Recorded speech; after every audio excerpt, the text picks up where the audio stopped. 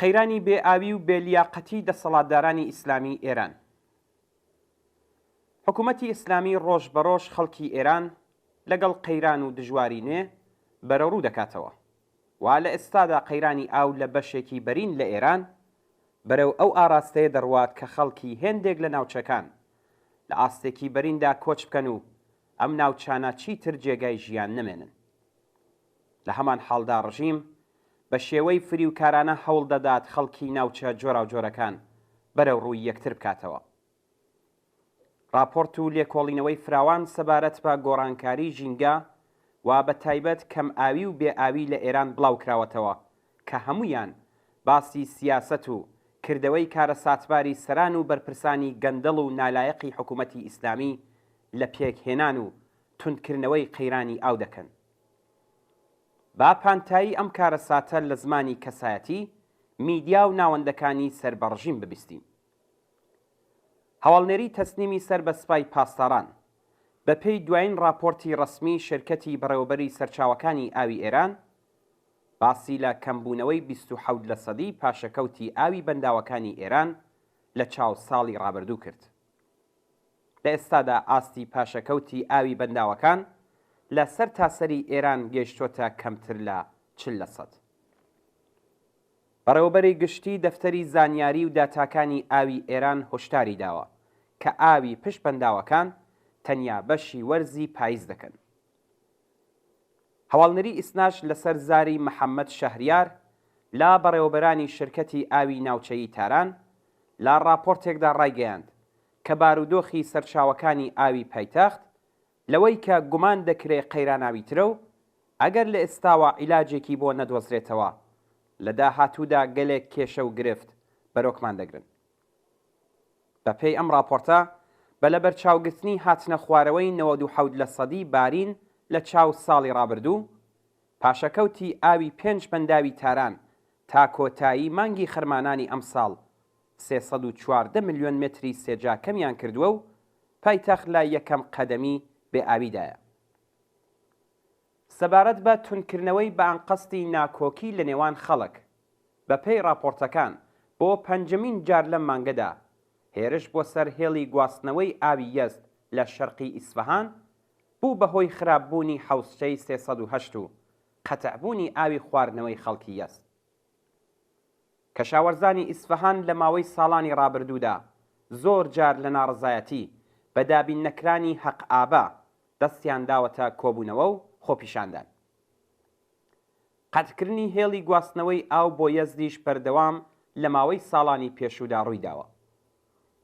حەمیدڕەزا جانباز بەڕێوەبەری گشتی شرکەتی ئاو و ئاوەڕۆی ئێران وتوویەتی کە دابینکردنی ئاوی خواردنەوەی نزیک بە 500 شار بە ئاوی بەنداوەکانەوە بەسراوەتەوە و ئاستی چوونی ئاو بۆ ناو بەنداوەکان لەم ساڵدا نسبەت بە مامناوەندی ساڵی ڕابردوو 60% و ئاستی ئاوی سەدەکانیش 34% هاتوونەتە خوارێ. ناوبراو هەروەها وتی کە بە پێی لێکدانەوەکانی ئێستا لە ساڵی 1400دا پتر لە 300 شار لە بەردەم گیر و گرفتی ئاودان و لە ناو ئەم ژمارەیەدا 101 شار لە وەزعیەتی سووری دابینکردنی ئاودان. جانباز تەئکیدی کرد کە لە هاوینی ئەم ساڵدا 8405 گوند لەلایەن ماشێنەکانی ئاوگەیاندنەوە ئاویان پێدەگات. ئەگەرچی وشکە ساڵی دیاردە و بەڵایەکی سروشتیە، بەڵام دەسەڵاتی کۆماری ئیسلامی لە ماوەی 42 ساڵی ڕابردوودا لە کێشەیەکی چارە هەڵگرەوە کردوویەتە کارەساتێکی کۆمەڵایەتی. کارگێرانی ڕژیم بۆ کەمبوونی ئاو لە چەند ساڵی ڕابردوودا دوو دەلیل دێننەوە. یەکەم کەمبوونەوەی ئاستی بارین و دووهەم بەکارهێنانی زۆری ئاو بۆ کاری کەشاوەرزی. هەڵبەت هەردووکیان واقعین، بەڵام تەنیا بەشێک لە واقعیەتەکەن. ئەوان گرنگترین هۆکاری کەمبوونی ئاو واتە گەندەڵی ڕیشەداری ناو ئۆرگانەکانی ڕژیمیان لە قەڵەم خستووە. سەبارەت بە دەلیلی یەکەم پێویستە ئەو پرسیارە بکرێت کە چ کەسانێک بە نەزانەمکاری و قازانجپەرستی بوونەتە هۆی ئەوەی کە کەمبوونی بارین بەم جۆرە وڵاتی ئێران لەگەڵ مەترسی کەم ئاوی بەرەوڕوو بکاتەوە. با سەرنج بدەینە دوو نمونە لە کاریگەریەکانی هۆکاری مرۆیی لەسەر کەمبوونی ئاو.